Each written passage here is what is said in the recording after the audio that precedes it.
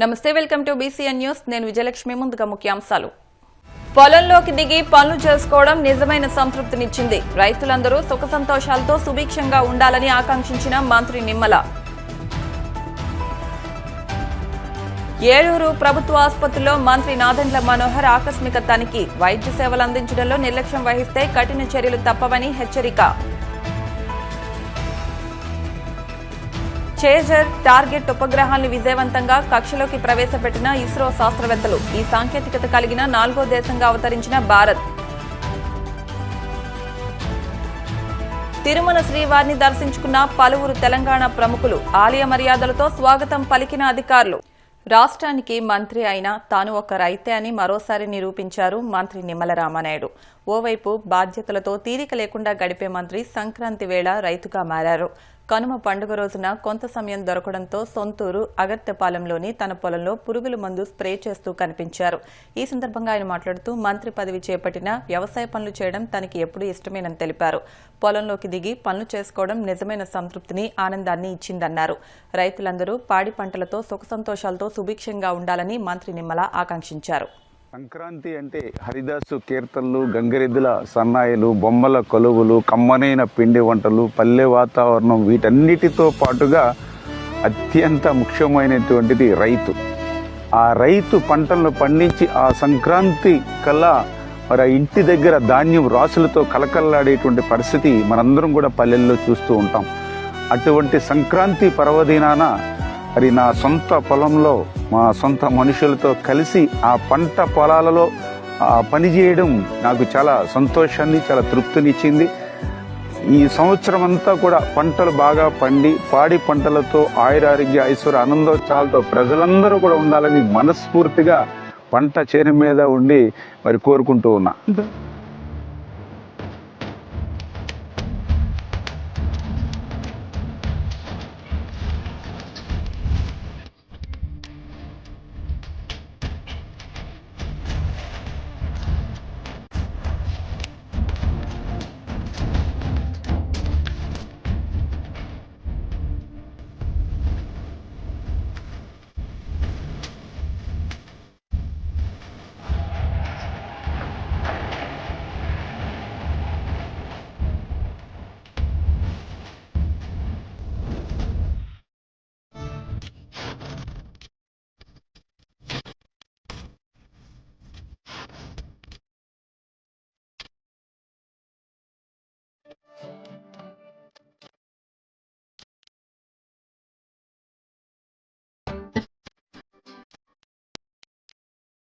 ఏలూరు ఆసుపత్రి వైద్య సిబ్బందిపై మంత్రి నాదెండ్ల మనోహర్ ఆగ్రహం వ్యక్తం చేశారు. ప్రభుత్వ ఆసుపత్రిని ఆయన ఆకస్మికంగా తనిఖీ చేశారు.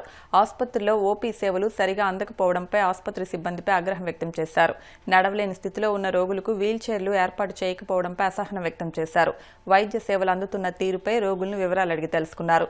కూటమి ప్రభుత్వం పేదల సంక్షేమానికి ఎంతగానో కృషి చేస్తుందని, ఆసుపత్రిలో పేదలకు మెరుగైన వసతులు కల్పిస్తున్నామని పేర్కొన్నారు. వైద్య సేవలు అందించడంలో నిర్లక్ష్యం వహిస్తే కఠిన చర్యలు తీసుకుంటామని ఆయన హెచ్చరించారు.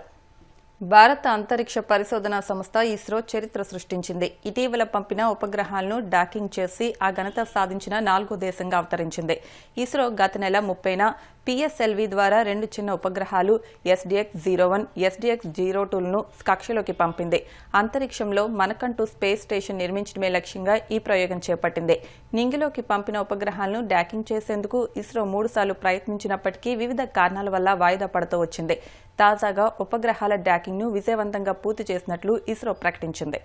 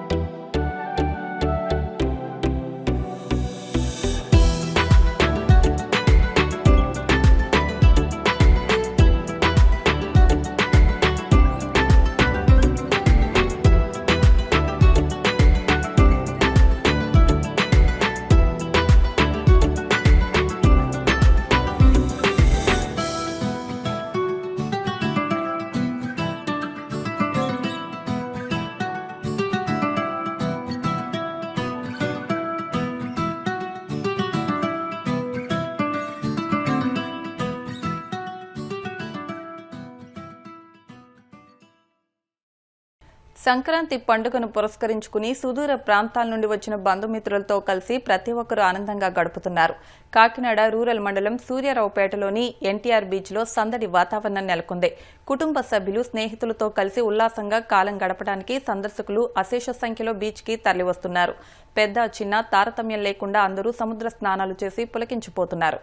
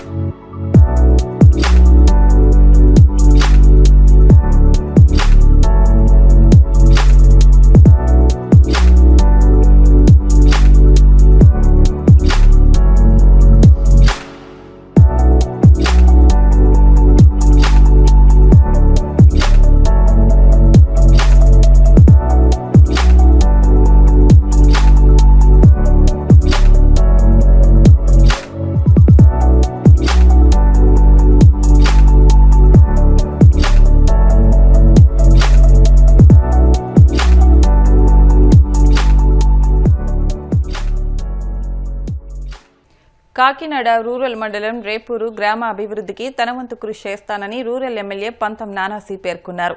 సంక్రాంతి పండుగ సందర్భంగా నిర్వహించిన ముగ్గులు పోటీల 12వ వార్షికోత్సవ వేడుకలకు ఆయన ముఖ్య అతిథిగా హాజరయ్యారు.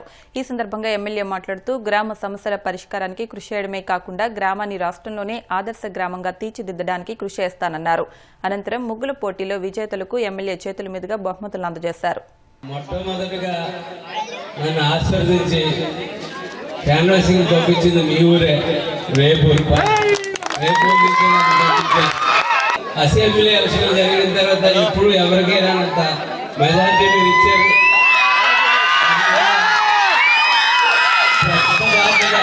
చాలా పెద్ద బాధ్యత పెట్టారు. నాకు అడిగిన మెజార్టీ చెప్తుంటారు, భయం వేస్తుంటుంది. సరిపోతానా నేనని నిరంతరం దాని మీద ఆలోచిస్తూ ఉంటాను. నేను వస్తుంటే చూసా దారిలో గ్రూప్ మీద పిఠాపురం ఎమ్మెల్యే గారి తాలూకా ఉంది. వాటర్ ట్యాంకుల్లో నీళ్ళు చాలా అందంగా ఉంటున్నాయి. వాటర్ ట్యాంకులన్నీ కడిగించి చూసాం ప్రతి ఊర్లోని. కానీ ఆ నీరు మీ ఇంటి దగ్గరికి వచ్చినాక రంగురంగులుగా వస్తూ ఉన్నాయి. దాన్ని ఏంటన్నా తెలుసుకుని రేపు మార్చి లోపల ఎండాకాలం వచ్చే లోపల మీ ఇంటికి మంచి నీరు కొనుక్కోకర్ లేకుండా మంచి నీరే డైరెక్ట్గా మీ దగ్గరికి వచ్చేటట్టు నా అడ్డాకి ఏం చేయాలో నాకు తెలుసు. మీరేమి అడగక్కర్లా. ఖచ్చితంగా మీ కళ్యాణ మండపం మీరు ఊరు దాటకుండా ఎవరో కూడా ట్యాక్సీ ఖర్చు, ఆటో ఖర్చు కూడా లేకుండా పెళ్లి చేసుకుంటాడు మీ ఊళ్ళోని మీ కళ్యాణ మండపం. ఇప్పుడు కాసేపు ప్రకటనలు.